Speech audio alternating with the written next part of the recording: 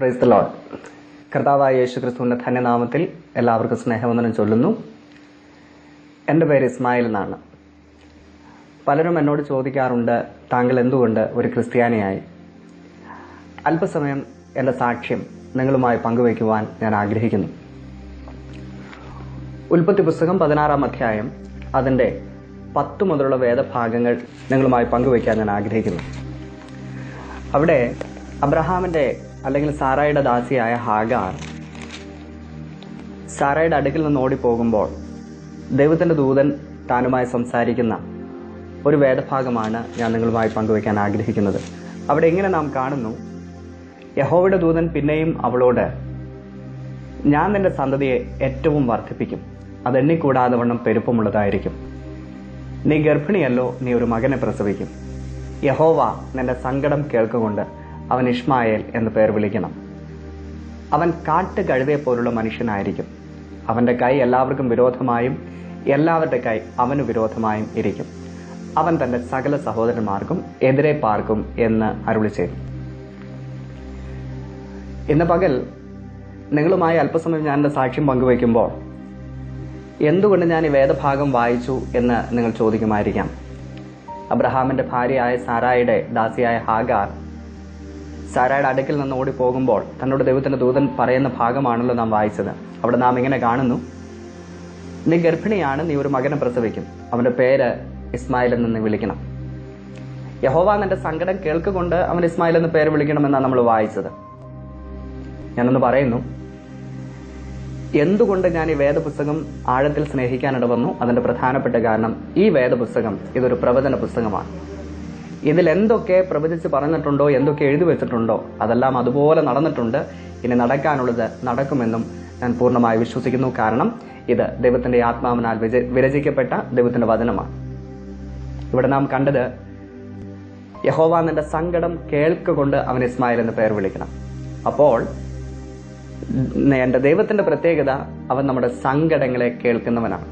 ഹൃദയം നുറുങ്ങിയവർക്ക് യഹോവ സമീപസ്ഥൻ, മനസ്സ് തകർന്നവനെ അവൻ രക്ഷിക്കുന്നുവെന്ന് ദൈവത്തിന്റെ വചനത്തിൽ നാം വായിക്കുന്നു. പ്രിയ സഹോദരങ്ങളെ, അല്പസമയം ഞാൻ എൻ്റെ സാക്ഷ്യം നിങ്ങളുമായി പങ്കുവയ്ക്കുമ്പോൾ ഒരു കാര്യം ഞാൻ ഓർമ്മിപ്പിക്കാൻ ആഗ്രഹിക്കുന്നു. ഇത് ഏതെങ്കിലും ഒരു മതവിഭാഗത്തെ അല്ലെങ്കിൽ ഏതെങ്കിലും ഒരു ഭാഗത്തെ താഴ്ത്തിക്കെട്ടുവാനോ ആരെങ്കിലും ഉയർത്തുവാനോ അല്ല, മറിച്ച് ഈ ലോകത്തിലെ സനാതന സത്യമായ നിത്യദൈവമായ കർത്താവായ യേശു ക്രിസ്തുവിനെ കുറിച്ച്, ഈ യേശു ക്രിസ്തു എൻ്റെ ജീവിതത്തിൽ ചെയ്ത മാറ്റങ്ങൾ, അത്ഭുതങ്ങൾ അല്ലെങ്കിൽ എൻ്റെ ജീവിതത്തിൽ വരുത്തിയ രൂപാന്തരങ്ങളെ കുറിച്ച് പറയുവാനാണ് ഞാൻ നിങ്ങളുടെ മുമ്പാകെ ആയിരിക്കുന്നത്. ഞാൻ ജനിച്ചു വളർത്തപ്പെട്ടത് ഒരു യാഥാസ്ഥിതിക മുസ്ലിം കുടുംബത്തിലാണ്. തമിഴ്നാട് ബോർഡർ, വയനാട് തമിഴ്നാട് ബോർഡർ, സൂസമ്പാടി എന്ന് പറയുന്ന സ്ഥലത്ത് എൻ്റെ പിതാവ് അബ്ദുൾ റഷീദ്, മാതാവ് ഫാത്തിമ, 3 സഹോദരങ്ങളുണ്ട്, ഗഫൂർ, ഷഫീർ, റിയാസ്. ഞങ്ങള് കുഞ്ഞുനാൾ മുതലേ, ജനിച്ചു വളർത്തപ്പെട്ട ആ സമയം മുതലേ ഞങ്ങളുടെ ഭവനത്തിനകത്ത് അടുത്ത് തന്നെ ഒരു മുസ്ലിം പള്ളിയുണ്ട്. അതുകൊണ്ട് തന്നെ എല്ലാ രീതിയിലും മതചിട്ടയിൽ വളർത്തപ്പെട്ടവരാ ഞങ്ങൾ. അതാത് സമയത്ത് ബാങ്ക് വിളിക്കുമ്പോൾ നിസ്കരിക്കാൻ പോവുക, അങ്ങനെ ഇത്യാദി എല്ലാ കാര്യങ്ങളും വളരെ ചിട്ടയോടെ ഞങ്ങളുടെ മാതാപിതാക്കൾ ഞങ്ങളെ വളർത്തുവാൻ തക്കവണ്ണമിടയായി. ഞാൻ ഓർക്കുന്നു, 1-ാം ക്ലാസ് മുതൽ 4-ാം ക്ലാസ് വരെ മാനന്തവാടി എന്ന് പറയുന്ന സ്ഥലത്ത് ഞാനും ബാപ്പയും ഞങ്ങൾ കുടുംബമായിട്ട് അവിടെ താമസിക്കാൻ തക്കവണ്ണമിടയായി. ഈ 1 മുതൽ 4 വരെ അവിടെ പഠിച്ചതിന് ശേഷം 5th സ്റ്റാൻഡേർഡിലേക്ക് ജോയിൻ ചെയ്യാനായി 4th സ്റ്റാൻഡേർഡ് പാസ് ചെയ്ത് നിൽക്കുന്ന സമയത്ത് മാനന്തവാടിയിൽ ഒരു ഗവൺമെന്റ് സ്കൂളിൽ ഞാൻ പോയി ജോയിൻ ചെയ്തു. എന്നാൽ എൻ്റെ പിതാവ് ഞങ്ങളുടെ ജീവിതത്തിലെ ഏറ്റവും പ്രധാനപ്പെട്ട ഒരു തീരുമാനമെടുത്തു. അത് ഈ തീരുമാനമായിരുന്നു, എന്നെയും എൻ്റെ ജ്യേഷ്ഠനെയും വയനാട്ടിലെ പ്രശസ്തമായ ഒരു യത്തീംഖാനയുണ്ട്, അഥവാ ഓർഫനേജ്, വയനാട് മുസ്ലിം ഓർഫനേജ് എന്ന് പറയും. ഈ ഓർഫനേജിലേക്ക് കൊണ്ടുപോയി വിടുവാൻ തക്കവണ്ണമിടയായി. ഞാനിങ്ങനെ ചിന്തിച്ചു, ഞാനന്ന് വളരെ കുഞ്ഞാണ്, ഞാനിങ്ങനെ ചിന്തിച്ചു, സാധാരണ സ്കൂളൊക്കെ കഴിഞ്ഞിട്ട് തിരിച്ചു വരുമ്പോൾ സന്ധ്യയാകുന്ന സമയത്ത് തിരിച്ചു വരാം, അങ്ങനെയുള്ള പ്രതീക്ഷയോടൊക്കെയാണ് ഞാൻ അന്ന് എൻ്റെ പിതാവുമൊത്ത് ഞാനും എൻ്റെ ജ്യേഷ്ഠനും കടന്നു പോകാൻ തക്കവണ്ണമിടയായത്. എന്നാൽ ആ ദിവസം തിരിച്ചു പോകാമെന്നുള്ള ചിന്തയോടെ ഞാൻ അവിടെ കടന്നു ചെന്നു. അന്ന് പോകാൻ സാധിച്ചില്ല. പിന്നീട് എൻ്റെ ഹൃദയത്തിലെ ആഗ്രഹം ഇതായിരുന്നു, എത്രയും പെട്ടെന്ന് എനിക്ക് വീട്ടിലേക്ക് പോകണം. ഈ ആഗ്രഹം അടുത്ത 3 വർഷത്തേക്ക് നടന്നില്ല. കാരണം വേറൊന്നുമില്ലായിരുന്നു, പിന്നീടാണ് എനിക്ക് മനസ്സിലായത്, ഞങ്ങളുടെ പിതാവ് ഞങ്ങൾ ഉപേക്ഷിച്ച് പോവുകയായിരുന്നു. അല്പമല്ലാത്ത കുടുംബ പ്രശ്നങ്ങളെല്ലാം ഞങ്ങളുടെ ജീവിതത്തിലുണ്ടായിരുന്നു. അതൊന്നും വിസ്തരിപ്പാൻ ഞാൻ ആഗ്രഹിക്കുന്നില്ല. എന്നാൽ ഇസ്മായിലിനെ കുറിച്ച് നമ്മൾ വായിക്കുമ്പോൾ ഉൽപ്പത്തി പുസ്തകത്തിൽ നമ്മൾ കാണുന്നു, അവൻ കാട്ടുകഴുതയെ പോലുള്ള മനുഷ്യനായിരിക്കും. കാട്ടുകഴുതയെ കുറിച്ച് ഞാൻ ഇങ്ങനെയാണ് കേട്ടത്, അതിന്റെ മുമ്പിലൂടെ നടന്ന അത് കടിക്കും, പുറകിലൂടെ നടന്ന അത് തൊഴിക്കും. നല്ല സ്വഭാവം. ജനിച്ച് വീഴുന്നതിന് മുന്നമേ തന്നെ ഇസ്മായിൽ എങ്ങനെ ഇരിക്കുന്ന വ്യക്തി ആയിരിക്കുമെന്ന് ദൈവത്തിന്റെ വചനത്തിൽ വായിക്കുക. ഇതുപോലെ ഒരു ഇറിറ്റേറ്റഡ് ആയിട്ടുള്ള ഒരു പൈതലായി ഞാൻ അവിടെ വളരുവാൻ തക്കവണ്ണം ഇടയായി. എൻ്റെ കൂട്ടുകാർക്ക് എല്ലാവർക്കും ഞാൻ അത്ര നല്ല കൂട്ടുകാരനൊന്നുമല്ലായിരുന്നു. എന്നാൽ എൻ്റെ അധ്യാപകർക്ക് ഞാൻ നല്ലൊരു സ്റ്റുഡൻ്റ് ആയിരുന്നു. എന്നാലും എല്ലാ രീതിയിലും ആരെയും കീഴ്പ്പെടാത്ത, എല്ലാവരോടും ഇറിറ്റേറ്റഡ് ആയുള്ള ഒരു ചൈൽഡായി ഞാൻ അവിടെ വളർന്നു വരാനിട വന്നു. എന്നെ കേൾക്കുന്ന പ്രിയമിത്രമേ, ആ ഓർഫനേജിലെ സ്റ്റേ എൻ്റെ ജീവിതത്തിൽ ഒരു വിധത്തിൽ ഏറ്റവും നല്ല അനുഗ്രഹിക്കപ്പെട്ട ദിവസങ്ങളായിരുന്നു. കാരണം ആ ഓർഫനേജിൽ ഇരുന്നില്ലായിരുന്നുവെങ്കിൽ പലപ്പോഴും എനിക്ക് ഈ അനാഥരുടെയും അഗതികളുടെയും വേദന എന്തെന്ന് തിരിച്ചറിയുവാൻ കഴിയുകയില്ലായിരുന്നു. നാളുകൾ കഴിഞ്ഞു. 10th സ്റ്റാൻഡേർഡ് അവിടുന്ന് പാസ് ചെയ്ത് എന്ത് ചെയ്യണമെന്ന് അറിയാതിരിക്കുന്ന സമയത്ത് തിരിച്ചെൻ്റെ ഭവനത്തിലേക്ക് പോയി പ്രീ ഡിഗ്രിക്ക് എൻ്റെ ഉമ്മയുടെ ജ്യേഷ്ഠത്തി മൂത്തുമ്മയുടെ അടുക്കൽ മാനന്തവാടിയിൽ വെച്ച് പഠിക്കുവാൻ തക്കവണ്ണം ദൈവമായ കർത്താവ് എനിക്ക് വഴിയൊരുക്കി. 2 വർഷം ഞാൻ അവിടെ സ്റ്റേ ചെയ്ത് പഠിച്ചു. എൻ്റെ ക്ലാസ്സിൽ അനേക കൂട്ടുകാരുണ്ട്. അവരിൽ പലരും ക്രിസ്ത്യാനികളാണ്. എന്നാൽ എനിക്കറിയാവുന്ന ഒരേ ഒരു ക്രിസ്തീയ വർഗം എന്ന് പറയുന്നത് റോമൻ കാത്തലിക്സ് ആണ്. ഈ റോമൻ കാത്തലിക്സിനെ കുറിച്ച് ഞാൻ പലപ്പോഴും അവരോട് വാദിച്ചിട്ടുണ്ട്. കാരണം അവര് ഇതുപോലെ വിഗ്രഹങ്ങളെ ആരാധിക്കുന്ന, ദൈവത്തിന്റെ രൂപമൊക്കെ വെച്ച് ആരാധിക്കുന്നവരാണ്. അതുകൊണ്ട് അവർ യഥാർത്ഥ ക്രിസ്ത്യാനികളായിട്ട്, അല്ലെങ്കിൽ ക്രിസ്തീയത എന്ന് പറയുന്നത് തെറ്റായ മാർഗമാണ് എന്നുള്ളൊരു ധാരണയായിരുന്നു എൻ്റെ ഹൃദയത്തിലുണ്ടായിരുന്നത്. അതുകൊണ്ട് പലപ്പോഴും ഞാൻ അവരോട് പറഞ്ഞു, ഇത് തെറ്റല്ലേ എന്ന് ചോദിക്കുമ്പോൾ അവർ പല ഉത്തരങ്ങൾ പറയും. ഇതിനകത്തൊന്നും ഞാൻ തൃപ്തനല്ലായിരുന്നു. എന്നാൽ എൻ്റെ ക്ലാസ്സിലെ കൂട്ടുകാരിൽ ഒരു കൂട്ടുകാരൻ, റോയ് എന്നാണ് അവൻ്റെ പേര്. ഈ കൂട്ടുകാരൻ എല്ലാ രീതിയിലും മറ്റുള്ളവരിൽ നിന്ന് വ്യത്യസ്തനായിരുന്നു. കാരണം ഞങ്ങളെല്ലാം ആവശ്യമില്ലാത്ത ഓരോ കാര്യങ്ങൾ ഇടപെടുന്ന സമയത്ത് ഈ കൂട്ടുകാരൻ മാത്രം ഇതിനകത്തൊന്നും ഇടപെടാതെ മാറി നിൽക്കുന്ന ഞങ്ങൾ കണ്ടു. അവിടെ ഞങ്ങൾ പറയുന്ന കാര്യം ഇതായിരുന്നു, ഇവനേതോ വേറെ ഗ്രഹത്തിൽ നിന്നെല്ലാം വന്ന ഒരാളാ, ഇവനൊന്നും നമ്മുടെ കൂട്ടത്തിൽ കൂട്ടാൻ പറ്റത്തില്ലെന്ന് ഞങ്ങൾ ചിന്തിച്ചു. എന്നാൽ അവർ യൗവനകാലത്ത് അല്പമല്ലാത്ത ഈ ലോകമയമായുള്ള കാര്യങ്ങളൊക്കെ ഇടപെടുന്നുകൊണ്ട് ഇവൻ മാറി നിന്നതിന്റെ കാരണം എന്താണെന്ന് പിന്നീടാണ് എനിക്ക് മനസ്സിലായത്. കാരണം ഇവൻ ഒരു ദൈവ പൈതലായിരുന്നു. ഇവൻ ഞാൻ ക്ലാസ്സിൽ 2nd ഇയർ പഠിച്ചുകൊണ്ടിരിക്കുന്ന സമയത്ത് ക്ലാസ്സിന്റെ ഒരു മൂലയിലിരുന്ന് ഒരു പ്രത്യേക വിഷയത്തിൽ ഭാരപ്പെട്ട് കരഞ്ഞുകൊണ്ടിരിക്കുമ്പോൾ, കാരണം അതുപോലുള്ള ഒരു പ്രതിസന്ധി എൻ്റെ ജീവിതത്തിൽ കടന്നു വന്നു. ആ സമയത്ത് എന്താണ് ഞാൻ കറക്റ്റായിട്ട് ഓർക്കുന്നില്ലെങ്കിലും ആ ഒരു സമയത്ത് ഞാൻ ക്ലാസ്സിന്റെ ഒരു മൂലയിരുന്ന് കരഞ്ഞുകൊണ്ടിരിക്കുന്ന സമയത്ത് ഈ റോയ് എന്ന് പറയുന്ന കൂട്ടുകാരൻ്റെ അടുക്ക് വന്ന് ചോദിച്ചു, ഇസ്മായിലെ സഹോദരൻ, നിനക്ക് എന്ത് പറ്റി? വേറൊരു കൂട്ടുകാരും എൻ്റെ അടുക്ക് വന്നില്ല, ഈ ദൈവ പൈതലായ റോയ് എൻ്റെ അടുക്കൽ വന്നു. ഞാൻ പറഞ്ഞു, എൻ്റെ ജീവിതത്തിൽ ഇന്ന് എന്നെ കുഴപ്പങ്ങളുണ്ട്, ഇന്ന് എന്നെ പ്രശ്നങ്ങളുണ്ട്. അവൻ എന്നോട് പറഞ്ഞു, നീ ഒന്നുകൊണ്ടും ഭാരപ്പെടേണ്ട, നാളെ നീ എൻ്റെ വീട്ടിലേക്കൊന്ന് വാ. അപ്പം ഞാൻ പറഞ്ഞു, തീർച്ചയായിട്ടും നാളെ ഞാൻ എൻ്റെ വീട്ടിലേക്ക് വരാം. പിറ്റേ ദിവസം വളരെ പ്രതീക്ഷയോടെ ക്ലാസ് കഴിഞ്ഞ് അവനുമായിട്ട് അവൻ്റെ വീട്ടിലേക്ക് ഞാൻ കടന്നുപോയി. വീട്ടിൽ കടന്നു ചെന്നപ്പോൾ എനിക്ക് ആകെപ്പെടാൻ അത്ഭുതമായ കാരണം, കാതലും കഴുത്തിലും ഇല്ലാത്ത 2-3 സഹോദരിമാരും, ക്ലീഷ് ചെയ്തിരിക്കുന്ന അപ്പച്ചൻ, കാതലും കഴുത്തിലും ഇല്ലാത്ത ഒരു അമ്മച്ചി. ഇതൊക്കെ കണ്ടപ്പോൾ ഞാൻ ചിന്തിച്ചു, ഞാൻ ഏത് ലോകത്താണ് വന്നിരിക്കുന്നത്. അതൊക്കെ കഴിഞ്ഞു. വൈകിട്ട് ഇവരെല്ലാവരും കൂടെ പായിട്ട് മുട്ടുമടക്കി പ്രാർത്ഥിക്കുവാൻ തക്കോണം തുടങ്ങിയപ്പോൾ ഞാനിങ്ങനെ ചിന്തിച്ചു, അയ്യോ, 5 നേരം നിസ്കരിക്കുകയും അതുപോലെ ഖുർആൻ വായിക്കുകയും ചെയ്യുന്ന എനിക്ക് എങ്ങനെ ഇവരുമായിട്ട് മുട്ടുമടക്കാൻ പറ്റും?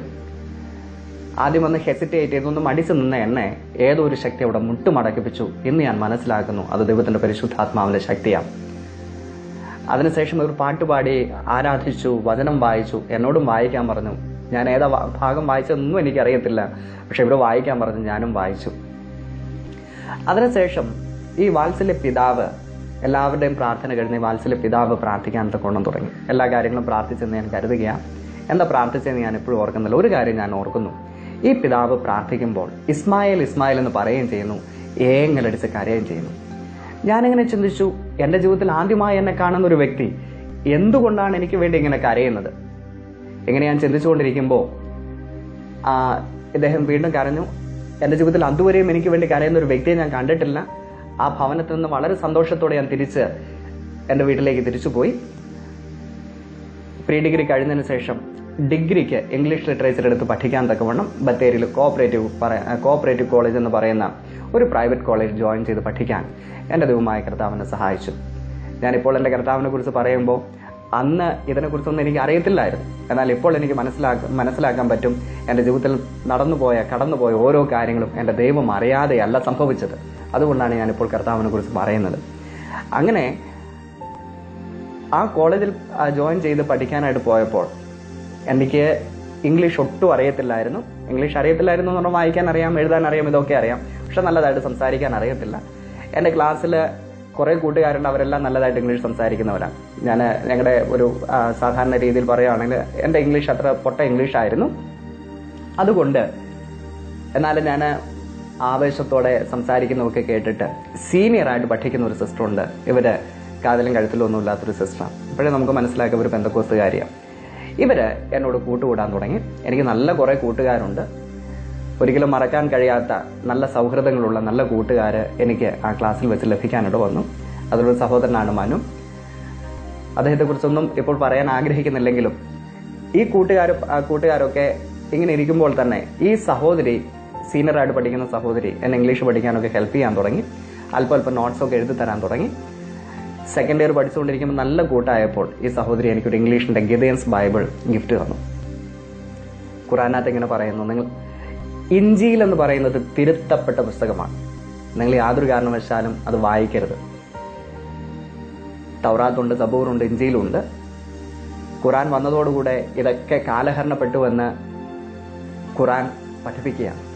എന്നാൽ ഈ ഖുറാൻ ഇത് പഠിപ്പിക്കുമ്പോൾ തന്നെ ഇന്ന് പകൽ എനിക്ക് ഒരു കാര്യം പറയാൻ പറ്റും. ഞാൻ ഈ ചേച്ചിയോട് പറഞ്ഞു, പൊന്നു ചേച്ചി, ഇത് ഞങ്ങൾക്ക് വായിച്ചുകൂടാ, കാരണം ഇത് തിരുത്തപ്പെട്ട പുസ്തകമാണ്, ഇത് ഹറാമാണ്, ഞങ്ങൾ വായിച്ചാൽ ഞങ്ങൾ കാഫിറായി പോകും. അപ്പോൾ അവരെന്നോട് ചോദിച്ചു, എടാ നിനക്ക് ഇംഗ്ലീഷ് പഠിക്കണം. ഞാൻ പറഞ്ഞു പഠിക്കണം. അങ്ങനെയാണെങ്കിൽ നീ വേദപുസ്തകം വായിച്ചു.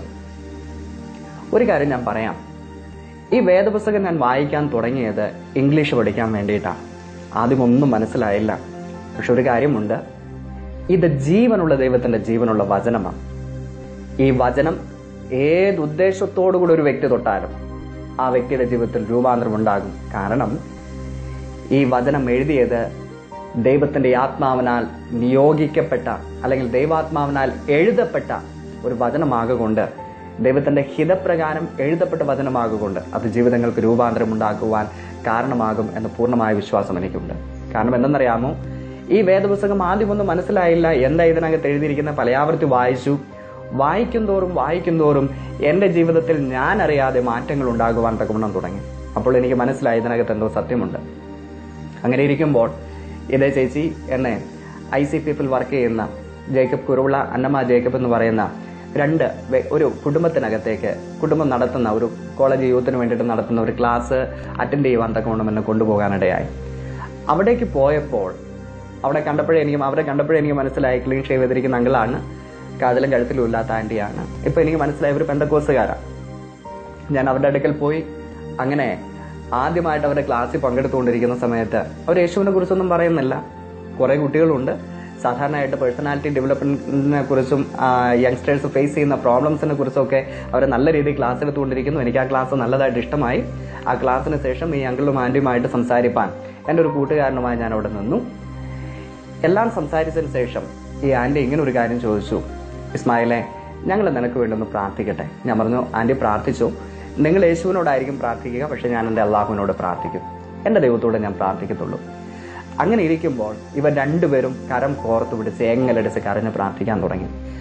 അപ്പോൾ ഏങ്ങലടിച്ച് കരഞ്ഞ് പ്രാർത്ഥിക്കുന്ന കണ്ടപ്പോൾ ഞാൻ എങ്ങനെ ചിന്തിച്ചു, പണ്ട് റോയിയുടെ പപ്പ എന്നെ ആദ്യമായിട്ട് കണ്ടപ്പോൾ പ്രാർത്ഥിക്കുന്നു, കരഞ്ഞു പ്രാർത്ഥിക്കുന്നു. ഈ അങ്കിളും ആന്റിയും ആദ്യമായിട്ട് കാണുന്നത്, ഇവരെന്തിനാ ഇങ്ങനെ കരയുന്നത്? എനിക്കൊരു കാര്യം മനസ്സിലാക്കാൻ പറ്റുന്നു, കണ്ണുനീരിന് വിലയും. Praise the Lord. കാരണം ഇവരേങ്ങലടിച്ച് കരഞ്ഞ് പ്രാർത്ഥിച്ചപ്പോൾ ഞാൻ അടുത്ത് ചെന്നപ്പോൾ തന്നെ എന്നോട് ദൈവത്തിന്റെ ആത്മാവ് ആന്റിയോട് പറഞ്ഞെന്ന് ആന്റി പിന്നീട് പറഞ്ഞു, ഇത് കർത്താവിന് വേണ്ടിയുള്ള വ്യക്തിയാണ്. ഈ ആന്റി പ്രാർത്ഥനയെല്ലാം കഴിഞ്ഞ് എൻ്റെ ജീവിതത്തിൽ സംഭവിച്ച സകല കാര്യങ്ങളും വള്ളി പുള്ളി തെറ്റാതെ എന്നോട് പറയാനോട് വന്നു. എൻ്റെ ജീവിതത്തിൽ അതുവരെ ഉണ്ടായിരുന്ന ഒരുപാട് പ്രശ്നങ്ങളുണ്ടായിരുന്നു. ഭവനത്തിന് അകത്ത് നടന്ന സകല പ്രശ്നങ്ങളും ഈ കാര്യങ്ങളെല്ലാം ഈ ആന്റി വള്ളി പുള്ളി തെറ്റാതെ പറഞ്ഞപ്പോൾ ഞാൻ അത്ഭുതപ്പെട്ടു പോയി. അപ്പോൾ എനിക്ക് വാസ്തവമായി മനസ്സിലായി, ഇവരുടെ ഇടയിൽ എന്തോ ഒരു പ്രത്യേകതയുണ്ട്.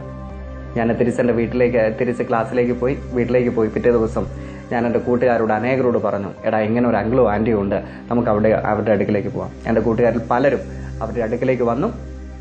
ഞാൻ സെക്കൻഡ് ഇയർ പഠിച്ചുകൊണ്ടിരിക്കുമ്പോൾ തന്നെ അനേക കൂട്ടുകാർ അവിടെ ചെന്നു. അവിടെ ഇവരുടെ ക്ലാസ്സുകളൊക്കെ പങ്കെടുത്തു. അവർക്കെല്ലാം അവരെ ഇഷ്ടപ്പെട്ടു. പിന്നീട് ഞങ്ങൾ ഇവരുടെ ഭവനത്തിലേക്ക് പോകാൻ തക്കവണ്ണം ഇടയായി. ഞാൻ ഇപ്പോഴും ഓർക്കുന്നു, ആ ഭവനത്തിൽ ഞാൻ ആദ്യമായി കടന്നു പോയപ്പോൾ ആന്റി അവർക്ക് നല്ല ഞെരുക്കമുണ്ട്, ഇപ്പോഴും എനിക്കതറിയാം. എന്നാൽ ആദ്യമായി എനിക്ക് ഏറ്റവും ഇഷ്ടമുള്ളൊരു ഫുഡ് അവർ ഒരുക്കി വെച്ചു. ഞാനങ്ങനെ ചിന്തിക്കാനിട വന്നു, എനിക്ക് ഏറ്റവും എൻ്റെ ഹൃദയത്തിനകത്ത് ഞാൻ ഏറ്റവും സ്നേഹിക്കുക ഇഷ്ടപ്പെടുന്ന ഒരു നല്ലൊരു ഫുഡ് ഐറ്റം അവരുണ്ടാക്കി വെച്ചു. പിന്നീട് ഞാൻ ആൻറ്റിയോട് ചോദിച്ചു, ആൻറ്റി എൻ്റെ ഹൃദയം നിങ്ങൾക്ക് എങ്ങനെ മനസ്സിലാക്കാൻ സാധിച്ചു? അപ്പോഴവർ പറഞ്ഞത്, ഇത് ഞങ്ങളുടെ ദൈവം ഞങ്ങളോട് പറഞ്ഞിട്ട് ചെയ്തതാണ്. പറയാൻ വന്നത്, ചെറിയൊരു കാര്യം പോലും, വളരെ മൈന്യൂട്ടായിട്ട് നമ്മൾ ചിന്തിക്കുന്ന കാര്യം പോലും ശ്രേഷ്ഠമായിട്ട് ചെയ്യുന്ന കർത്താവാണ്. കാരണം സങ്കടത്തെ അറിയുന്ന ദൈവമാണ്, നമ്മുടെ ഹൃദയത്തിലെ ഞെരുക്കങ്ങളെ അറിയുന്ന കർത്താവാണ് നമ്മുടെ കർത്താവ്. അപ്പോൾ ചെറിയ കാര്യം മുതൽ വലിയ കാര്യം വരെയും എൻ്റെ ദൈവം വിശ്വസ്തയോടെ എനിക്ക് വേണ്ടി അന്നു മുതലേ പ്രവർത്തിക്കാൻ തുടങ്ങി എന്നുള്ളതിന് ഞാൻ ദൈവത്തെ സ്തോത്രം ചെയ്യുകയാണ്. അതിനുശേഷം പല ആവർത്തി ഞാൻ ഈ ആൻറ്റിയുടെ അടുക്കിലേക്ക് പോയി, ഞങ്ങളുടെ ആൻറ്റിയുടെ അടുക്കിലേക്ക് പോയി. ക്ലാസ് കഴിഞ്ഞ ഉടനെ ഞാൻ അവിടേക്ക് ഓടി ചെല്ലും. അവിടെ ഞാൻ ഈ കൂട്ടുകാരെയും കൊണ്ട് ചെല്ലും. അവിടെ അവർ തരുന്ന എന്തെങ്കിലുമൊക്കെ കാര്യങ്ങളൊക്കെ കഴിക്കും, അവരുമായിട്ട് സംസാരിക്കും, അങ്ങനെ തിരിച്ചു പോകും. പല മാസങ്ങൾ ഇതുപോലെ കടന്നുപോയി. ഞാൻ പ്രതീക്ഷിക്കുക, എൻ്റെ കൂട്ടുകാരെന്നോട് പറഞ്ഞു, എടാ നീ അവിടേക്ക് പോയാൽ അവരെന്നോട് സുവിശേഷം പറയുന്ന അവർ ക്രിസ്ത്യാനിയാക്കും. ഞാനിങ്ങനെ പറഞ്ഞു, എന്നാൽ പിന്നെ എന്നെ ക്രിസ്ത്യാനിയാക്കുന്ന ഞാനൊന്ന് കാണട്ടെ എന്ന് പറഞ്ഞ് വാശിയോടെ ഞാൻ അവിടെ കടന്നു ചെന്നതാണ്. 3 മാസം ഞാൻ അവിടെ കടന്നു ചെന്നിട്ടും എന്നോട് അവർ യേശുവിനെ കുറിച്ചൊരു വാക്കും പറഞ്ഞില്ല. അവസാനം സഹി കെട്ട് ഞാൻ അവരോട് ചോദിച്ചു, ആൻറ്റി, അവരുടെ ലൈബ്രറിയിൽ ഒരു ഖുറാനുണ്ട്, നിങ്ങൾ ക്രിസ്ത്യാനികളല്ലേ, നിങ്ങൾ എന്തിനാ ഈ ഖുറാൻ എന്തിനാ അവിടെ സൂക്ഷിച്ചു വെച്ചിരിക്കുന്നത്? അപ്പോൾ അവർ പറഞ്ഞു, മോനെ, ഇത് എല്ലാ പുസ്തകങ്ങളുടെ കൂട്ടത്തിൽ ഞാനിങ്ങനെ വെച്ചിട്ടേ ഉള്ളൂ, പക്ഷെ ഞങ്ങളുടെ ഖുറാൻ നിങ്ങൾ എന്തിനാ വെച്ചിരിക്കുന്നത്? എനിക്ക് യേശുവിനെ കുറിച്ചൊന്ന് അറിയണം. അവർ ആ ചോദ്യത്തിന് വേണ്ടി കാത്തിരിക്കുകയായിരുന്നു. ഒരു മലവെള്ളപ്പാച്ചിൽ പോലെ അവർ യേശുവിനെ കുറിച്ച്, യേശുവിൻ്റെ സ്നേഹത്തെക്കുറിച്ച് എന്നോട് സംസാരിക്കാൻ തുടങ്ങി. വലിയ സന്തോഷമായി. അത് കേട്ടിട്ട് എനിക്ക് ആദ്യം അംഗീകരിക്കാൻ പറ്റിയില്ല. കാരണം യേശു ദൈവപുത്രനാണ്, യേശുവിലൂടെ മാത്രമേ ദൈവത്തെ അറിയാൻ പറ്റൂ എന്നൊക്കെ അവർ പറഞ്ഞപ്പോൾ ഇതൊരിക്കലും അംഗീകരിക്കാൻ എനിക്ക് പറ്റത്തില്ലായിരുന്നു. കാരണം അങ്ങനെയുള്ളൊരു സ്വർഗമല്ല ഞങ്ങൾ പ്രതീക്ഷിച്ചിരിക്കുന്നത്, അല്ലെങ്കിൽ അങ്ങനെയുള്ളൊരു മാർഗമല്ല, സത്യമാർഗമല്ല എന്നാണ് യേശുവിനെ കുറിച്ച് ഞങ്ങൾ പറഞ്ഞിരിക്കുന്നത്. ഞാൻ ചിന്തിച്ചു വെച്ചിരുന്നത്. കാരണം അവൻ വെറും ഒരു പ്രവാചകനാണ്, ഇവൻ ഒരിക്കലും രക്ഷയിലേക്ക് നയിക്കുവാൻ കഴിയുന്ന ജീവനുള്ള ദൈവമാണെന്ന് ഒരിക്കലും ഞാൻ വിശ്വസിച്ചിരുന്നില്ല. കാരണം ഞങ്ങൾ അങ്ങനെ പഠിപ്പിച്ചു വെച്ചിരുന്നത്. എന്നാൽ ഈ യേശുവിനെ കുറിച്ച് പലയാവർത്തി പല കാര്യങ്ങൾ താനിങ്ങനെ അവർ സംസാരിച്ചു തുടങ്ങിയപ്പോൾ അവരുമായിട്ട് ഒരുപാട് തർക്കിച്ചു. ആകെപ്പാടെ ഒരു കൺഫ്യൂഷൻ ആയപ്പോൾ ഞാൻ പറഞ്ഞു, എനിക്ക് ഈ കാര്യത്തോട് താല്പര്യമില്ല, ഞാൻ പിന്നെ വരാമെന്ന് പറഞ്ഞ ആ ഭവനത്തിൽ നിന്ന് പോയി. പിന്നെയും എനിക്ക് സ്വന്തം ഭവനത്തിൽ ഇരിക്കാൻ പറ്റുന്നില്ല. ആ ഭവനത്തിൽ പോയിരിക്കും തോറും ഹൃദയത്തിനകത്ത് പ്രേരണ തോന്നും, എത്രയും പെട്ടെന്ന് അങ്കിളുടെ ആൻറ്റിയുടെ അടുക്കിലേക്ക് പോകണം.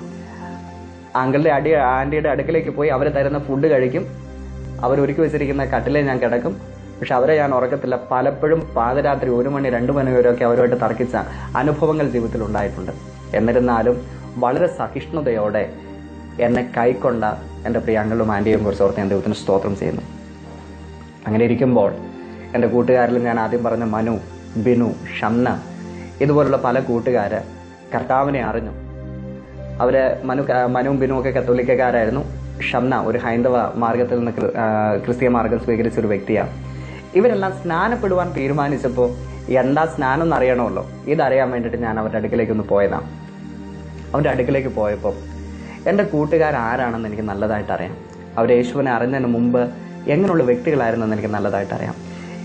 എനിക്കിപ്പം എന്താണ് രക്ഷ, ഈ കാര്യങ്ങളൊന്നും അറിയത്തില്ല. ക്രിസ്തീയ മാർഗത്തെക്കുറിച്ച് വലിയ പ്രതിപത്തിയൊന്നും എനിക്കില്ലായിരുന്നെങ്കിലും എൻ്റെ കൂട്ടുകാരെ സ്നാനപ്പെടുന്ന കാണാൻ വേണ്ടി ഞാൻ അവിടെ കടന്നു ചെന്നപ്പോൾ സ്നാനക്കടവിൽ നിന്ന് എൻ്റെ കൂട്ടുകാർ സ്നാനപ്പെട്ട് എഴുന്നേറ്റ് വന്ന സമയത്ത് അവരുടെ മുഖത്തുണ്ടായിരുന്ന ദൈവത്തിൻ്റെ തേജസ് അതെൻ്റെ മനസ്സിനെ വല്ലാതെ ആകർഷിച്ചു. എനിക്കൊരു കാര്യം മനസ്സിലായി, ഇതിനകത്ത് എന്തോ സത്യമുണ്ട്. കാരണം ഇവരുടെ മുഖത്ത്, അല്ലെങ്കിൽ അവരുടെ മുഖത്ത് അവരനുഭവിക്കുന്ന ദൈവിക സമാധാനവും സന്തോഷം കണ്ടപ്പോൾ, ഒരു പ്രത്യേക തേജസ് കണ്ടപ്പോൾ എൻ്റെ ഹൃദയത്തിനകത്ത് ആഴമായൊരു ഒരു തള്ളലുണ്ടായി. അതിനുശേഷം അവരുടെ ആ കൊച്ചുകൂട്ടത്തിൽ ആദ്യമായിട്ട് അവർ സ്നാനപ്പെട്ട് തിരുവത്താഴ് ശുശ്രൂഷ എടുക്കാനായിട്ട് അവർ കൂടി വന്നപ്പോൾ അവിടെ ഞാനും കടന്നുപോയി.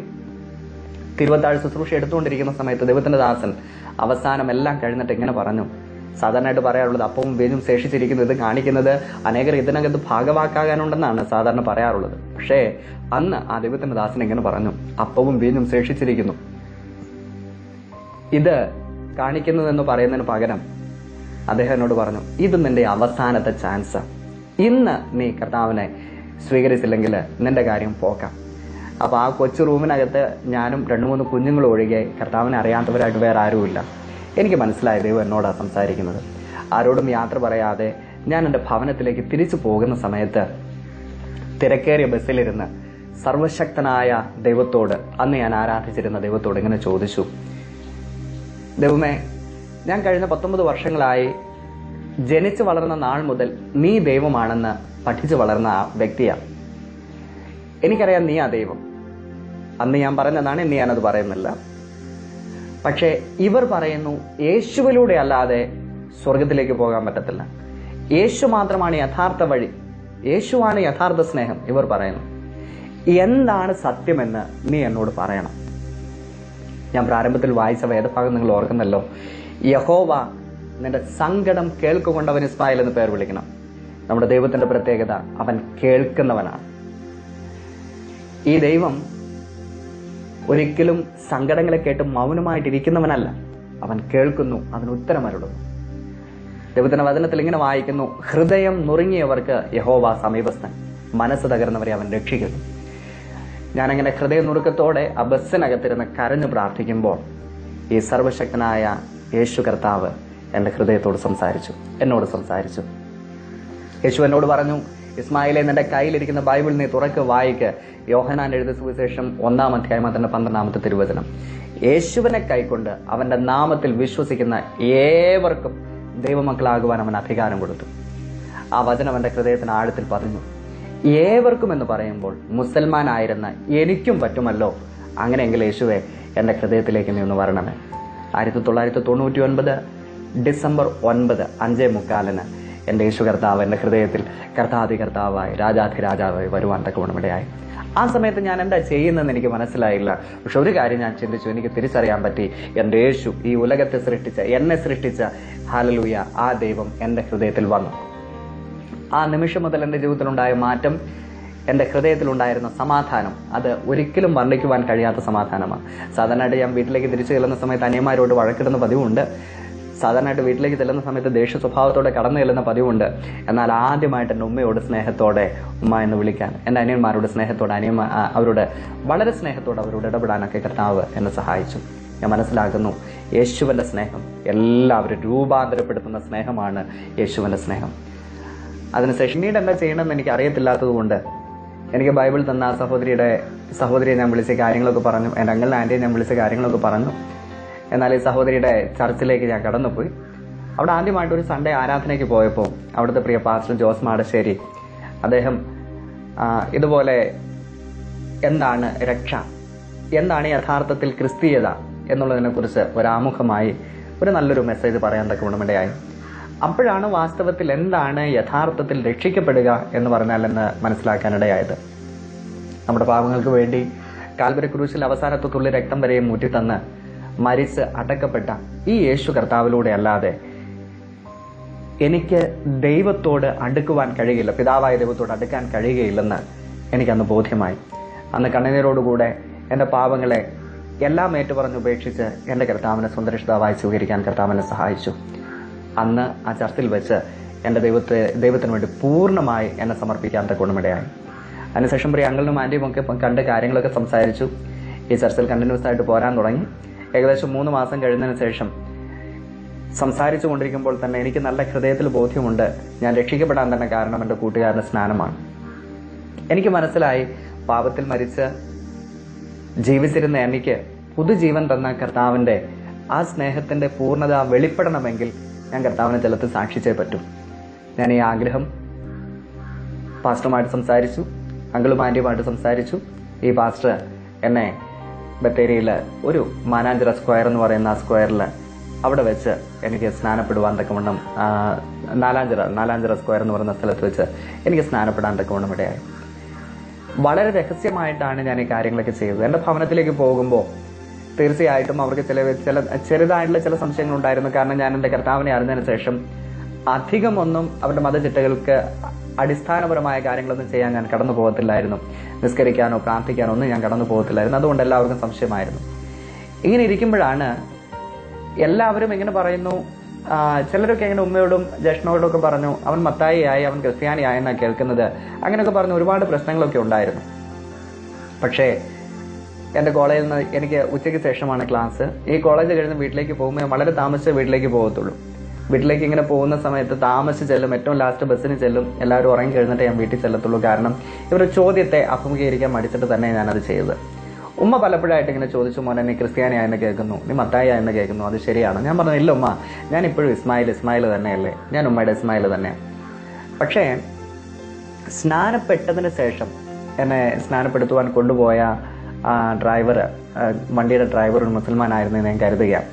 സ്നാനപ്പെട്ടതിന് ശേഷം എൻ്റെ വീട്ടിലുള്ള എല്ലാവരും ഈ കാര്യം പറഞ്ഞു. എൻ്റെ ജ്യേഷ്ഠൻ വളരെയധികം കോപാകുലനായി.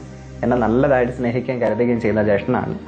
അവന് ഇതൊരിക്കലും അംഗീകരിക്കാൻ പറ്റാത്ത കാര്യമായിരുന്നു. കാരണം അത് അവന് ഉൾക്കൊള്ളാൻ സാധിക്കാത്തത് കൊണ്ട് അവനോട് ആദ്യം ഒന്നും സംസാരിച്ചില്ല. പിന്നീട് എൻ്റെ ഭവനത്തിൽ വെച്ച് ഞാൻ ഒരു ദിവസം തിരിച്ച് കോളേജിലേക്ക് കടന്നു പോകാനായിട്ടിരുന്നപ്പോൾ ആസ് യൂഷ്വൽ പിറ്റേ ദിവസം രാവിലെ കുളിക്കുന്നു, റെഡി ആവുന്നു, കോളേജിലേക്ക് പോകാൻ വേണ്ടി ബാഗൊക്കെ എടുത്ത് വെളിയിലിറങ്ങിയപ്പോൾ എൻ്റെ വീടിൻ്റെ മുറ്റത്ത് വലിയൊരു ആൾക്കൂട്ടത്തെ കണ്ടു. ഞാൻ നല്ലതായി സ്നേഹിക്കുന്ന, എന്നെ നല്ലതായിട്ട് അറിയാവുന്ന എൻ്റെ നാട്ടിലെ പ്രിയമുള്ളവരാണ് അവിടെ കടന്നതും. പള്ളിയിലെ കമ്മിറ്റിക്കാരുണ്ട്, ഉസ്താദന്മാരുണ്ട്, എല്ലാവരും ഉണ്ട്. ഞാൻ പഠിപ്പിച്ച ട്യൂഷൻ എടുക്കുന്ന കുഞ്ഞുങ്ങളുണ്ട്, ഇവരെല്ലാവരും ഉണ്ട്. ഇവരെല്ലാം മധ്യത്തിൽ വെച്ച് എൻ്റെ ഉമ്മ എന്നോട് ചോദിച്ചു. എൻ്റെ ആൻറ്റിമാരും അങ്കിളുമാരും എല്ലാവരും ചുറ്റുപാടുമുണ്ട്, അനിയത്തിമാരെല്ലാവരും, കസിൻ സിസ്റ്റേഴ്സ് എല്ലാവരും കൂടെ ഉള്ളപ്പോൾ എൻ്റെ ഉമ്മ എന്നോട് ചോദിച്ചു, ഇസ്മായിൽ, ഇവരെല്ലാം ഇന്നിവിടെ കൂടി വന്നിരിക്കുന്നതിൻ്റെ ഉദ്ദേശം എന്നോടൊരു കാര്യം ചോദിക്കാനാണ്.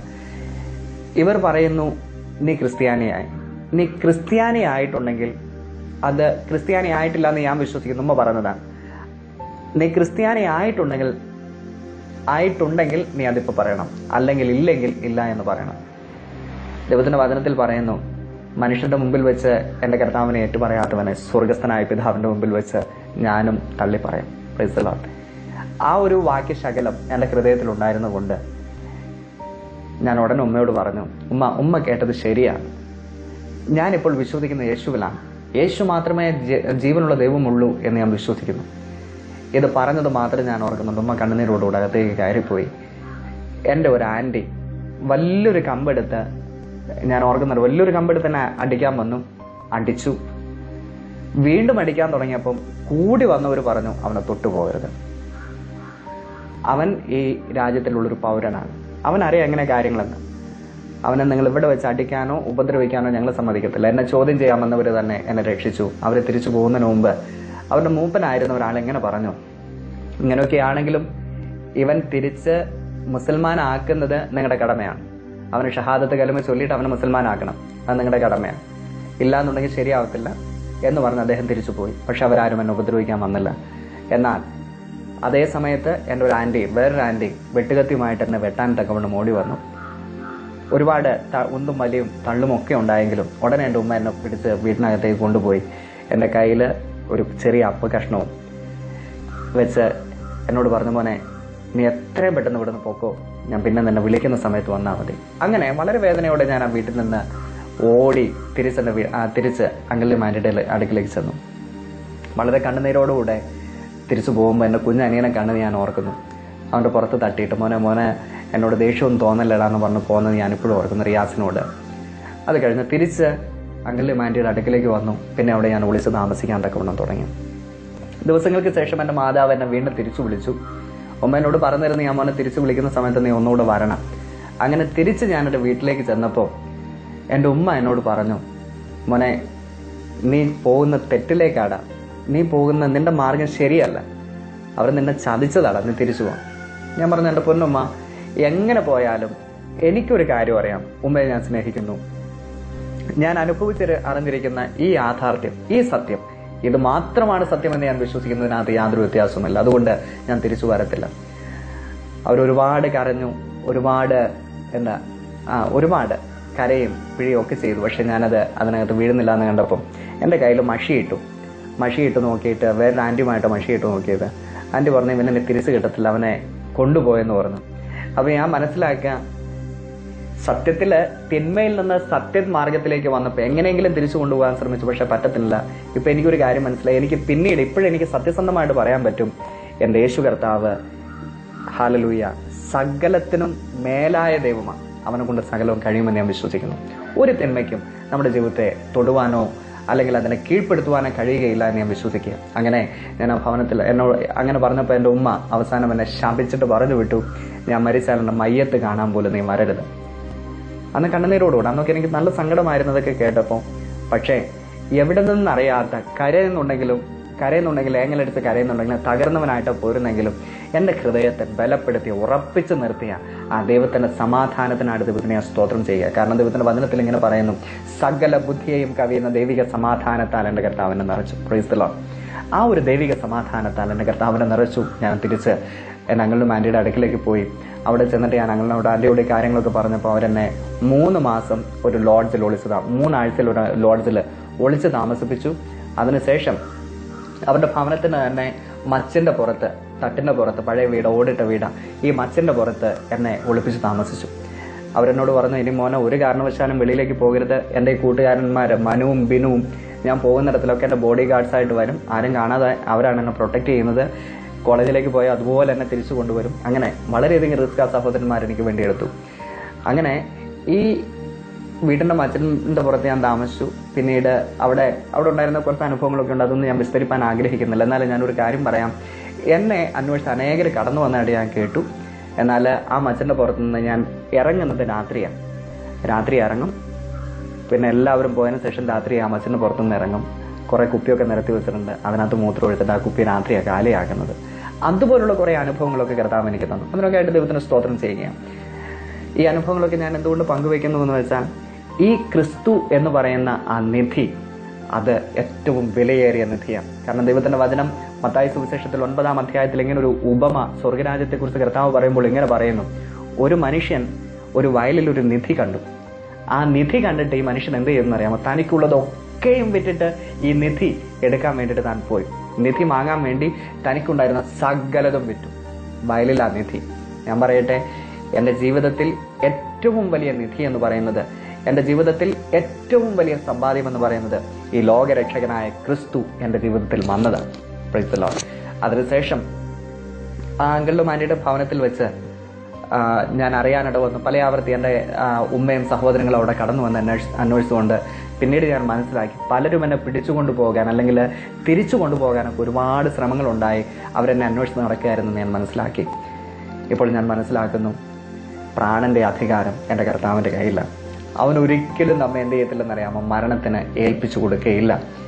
എൻ്റെ കർത്താവ് എന്നെ വിടുവിച്ചു, ഇത്രമാത്രം നിലനിർത്തി. 2000 മാർച്ച് 9 ഞാൻ കർത്താവിനെ ജലത്തിൽ സാക്ഷിച്ചു.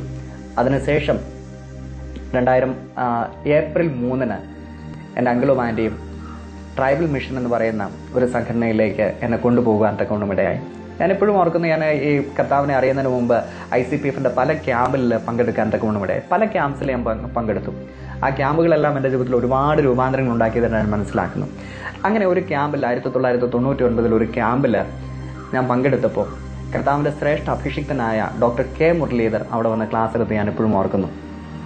ആദ്യമായിട്ടാണ് ആ ക്യാമ്പിന് പങ്കെടുക്കുന്നത്. അന്ന് ശരിക്കൊരു തെറിച്ച ചെറുക്കനായതുകൊണ്ട് ഒരിച്ചിരി കുസൃതി തരങ്ങളൊക്കെ കയ്യിലുണ്ടായിരുന്നു. ഈ കർത്താവിൻ്റെ ദാസൻ അവിടെ ക്ലാസ് എടുക്കാൻ വന്നപ്പോൾ ഞാൻ അദ്ദേഹത്തിൻ്റെ തമിഴ് ആക്സെൻറ്റഡ് മലയാളമാണ് താൻ സംസാരിക്കുന്നത്. അതുകൊണ്ട് ഞാൻ അദ്ദേഹത്തിനെ കുറിച്ച് ഇങ്ങനെ കമൻ്റൊക്കെ പറഞ്ഞ് ഞാൻ എപ്പോഴും ഓർക്കുന്നു, ഇത് മലയാളം മര്യാദയ്ക്ക് സംസാരിക്കാൻ അറിയാത്ത ആളാണോ പ്രസംഗിക്കുന്നതെന്നൊക്കെ അല്പമല്ലാത്തൊരു കമൻ്റൊക്കെ ഞാൻ പറഞ്ഞു. പക്ഷേ ദൈവത്തിൻ്റെ നീതി എന്ന് പറയുന്നത്, ഈ വലിയ ദേവദാസൻ്റെ ആ സ്ഥാപനത്തിലേക്ക് എൻ്റെ കർത്താവ് എന്നെ അയച്ചു. 1 വർഷത്തേക്ക് ഞാൻ അവിടെ പോയതാണ്. പക്ഷെ നീണ്ട 11 വർഷക്കാലം എൻ്റെ ദൈവമായ കർത്താവ് എന്നെ അവിടെ നിർത്തി. 1 വർഷം എനിക്ക് എൻ്റെ ലിറ്ററേച്ചറിൻ്റെ ഫൈനൽ ഇയർ എക്സാം എഴുതാൻ സാധിച്ചില്ല. അതുകൊണ്ട് ആ ഒരു വർഷം, ആദ്യത്തെ 1 വർഷം പഠിക്കാൻ വേണ്ടി സ്പെൻഡ് ചെയ്തതിന് ശേഷം അവിടെ തുടങ്ങിയിരുന്ന ഒരു എലിമെൻ്ററി സ്കൂളിൻ്റെ ഒരു കൊച്ചു ഭാഗമായിട്ട് ഞാനും അവിടെ കൂടി. ആ സ്കൂൾ വളർന്നു വന്നു. അത് 10th വരെയുള്ള ഒരു നല്ലൊരു ഹൈസ്കൂളാക്കി കർത്താവ് അതിനെ ഉയർത്തി. ട്രൈബൽ മിഷൻ്റെ എല്ലാ നല്ല പ്രവർത്തനങ്ങൾക്കായിട്ട് ദൈവത്തിന് സ്തോത്രം ചെയ്യുന്നു. ആ സ്കൂൾ വളരുന്നതിനനുസരിച്ച് കർത്താവ് എന്നെ അവിടെ വളർത്തി. ആദ്യമൊക്കെ ദൈവത്തിൻ്റെ വചനം ആഴത്തിൽ പഠിക്കുവാനുള്ള ഒരു അദമ്യമായ ആഗ്രഹം എൻ്റെ കർത്താവ് എൻ്റെ ഹൃദയത്തിൽ തന്നു. വചനം ആർത്തിയോടെ വായിച്ചു. പലയാവർത്തി ബൈബിൾ വായിച്ചു തീർക്കാൻ കർത്താവ് സഹായിച്ചു.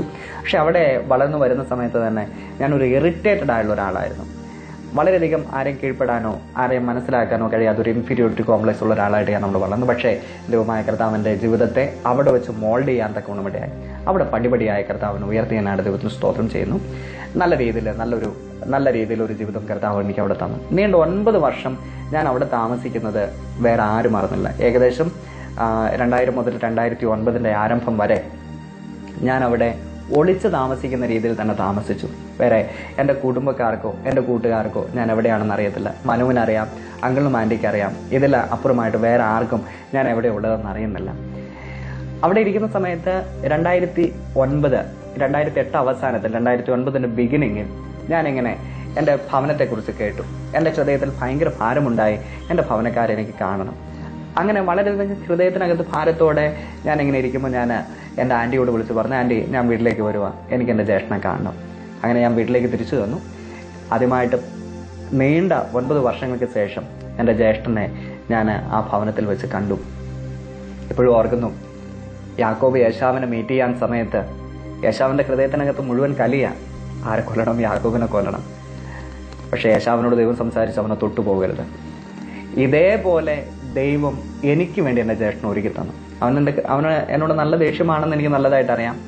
പക്ഷേ അത്രയും വർഷങ്ങൾക്ക് ശേഷം എന്നെ കണ്ടപ്പോൾ വളരെ ശാന്തനായി, വളരെ സ്നേഹത്തോടെ അവൻ എന്നോട് ഇടപെടുവാൻ തക്കവണ്ണമിടയായി.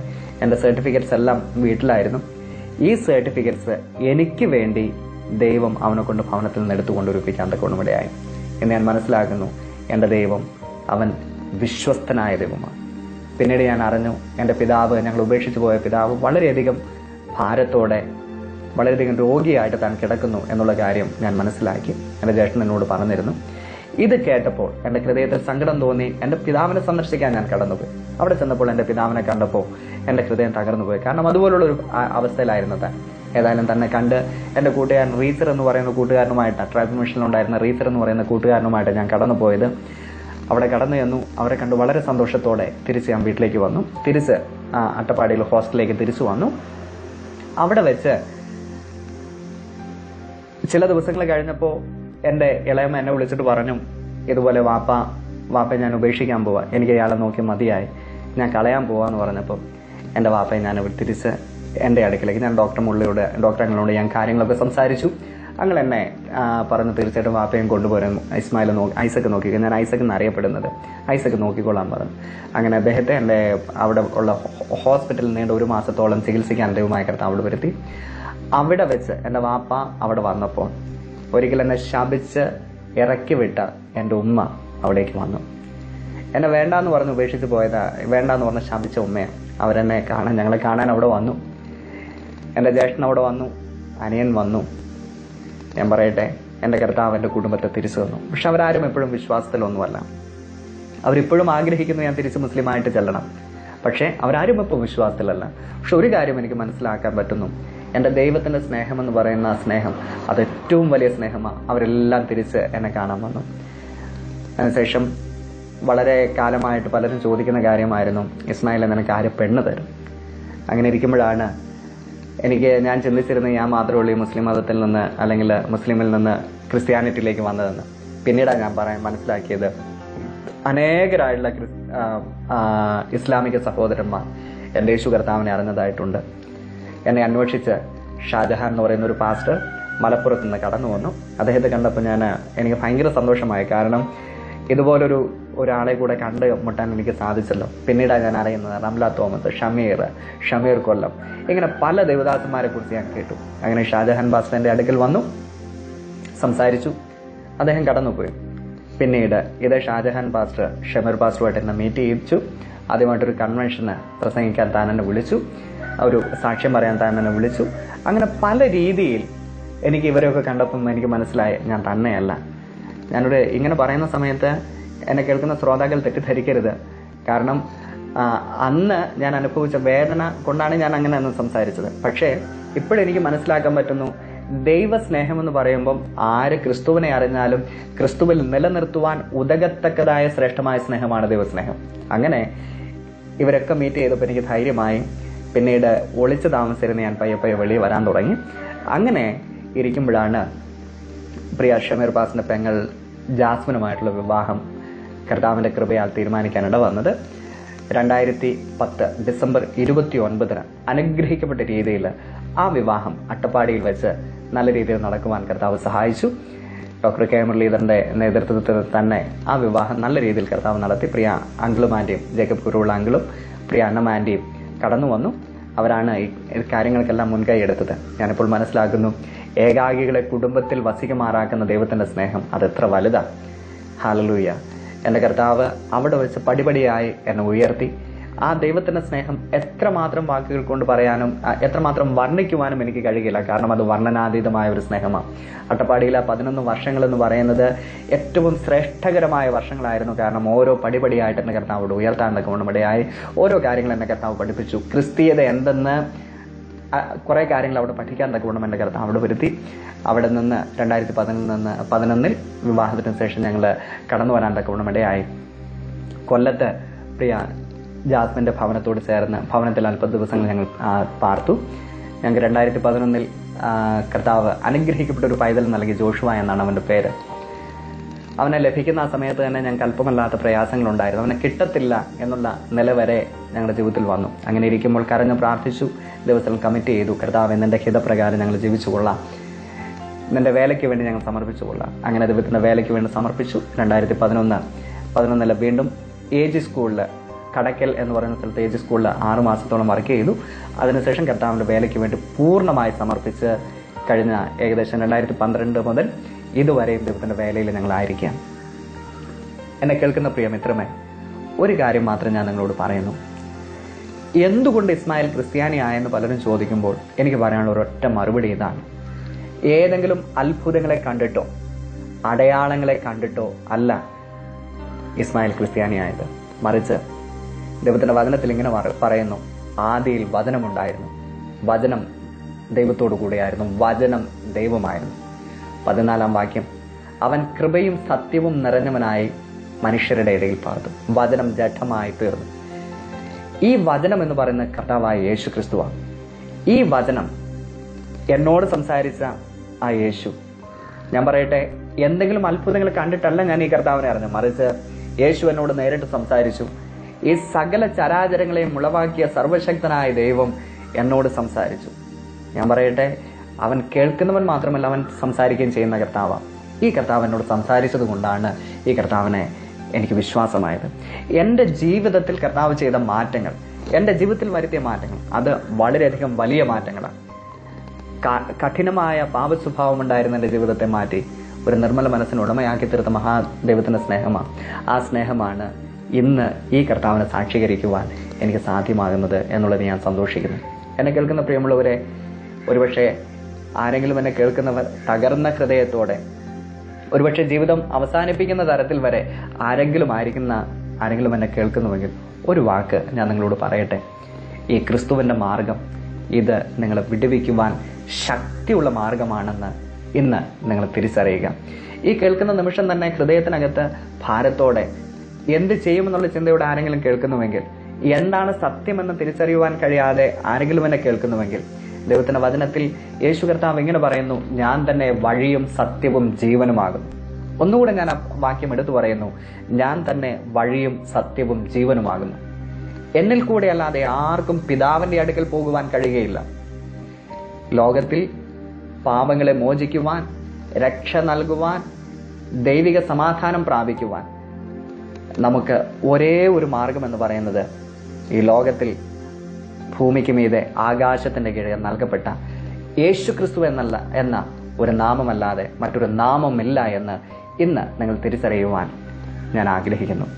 എൻ്റെ ജീവിതത്തെ മാറ്റിയ കർത്താവ്, എൻ്റെ ജീവിതത്തിൽ സമാധാനത്തെ നൽകിയ ദൈവം നിങ്ങളെയും സമാധാനം നൽകി അനുഗ്രഹിക്കുവാൻ വിശ്വസ്തനെന്ന് ഞാൻ മനസ്സിലാക്കുന്നു. എൻ്റെ വിശ്വാസ ജീവിതത്തിൽ ഇതുവരെയും എന്നെ നടത്തിയ സർവശക്തനായ ദൈവത്തിന് ഞാൻ നന്ദി പറയുകയാണ്.